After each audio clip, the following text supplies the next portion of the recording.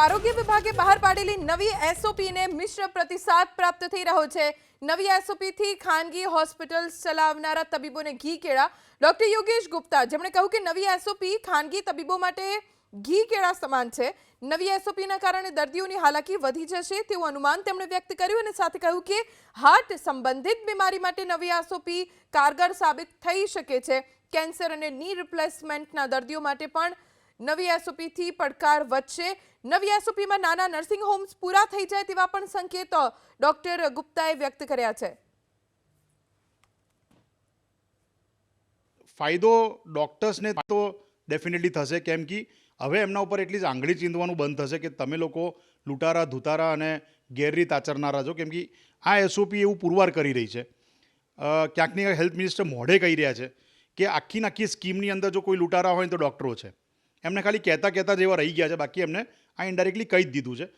પણ આપણે એસઓપીને 2-3 વસ્તુ રીતે જોઈએ।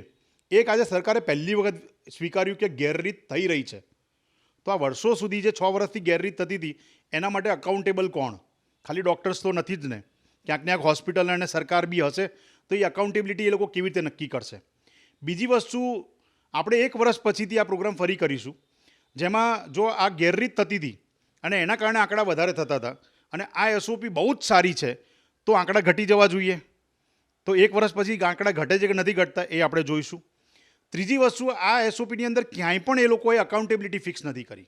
ખાલી ડૉક્ટર્સને જે લોકોએ અકાઉન્ટેબલ ગણ્યા છે, પણ એડમિનિસ્ટ્રેટર જે પરમિશન આપતા હતા, હોસ્પિટલો જે પરમિશન લઈ આવતી હતી, કમિશન એજન્ટો જે આમાં પૈસાઓ લઈ આપતા હતા, જે ફાર્મા કંપનીઓ છે જે દવાઓ સબસ્ટાન્ડર્ડ બનાવીને આયુષ્માનમાં પીરસી રહી છે, જે સ્ટેન્ટની કંપનીઓ છે જે આયુષ્માનમાં ખરાબ સ્ટેન્ટો પીરસી રહી છે, એના માટે આ એસઓપીમાં હજી પણ એ લોકો મૂક બધિર જ રહ્યા છે।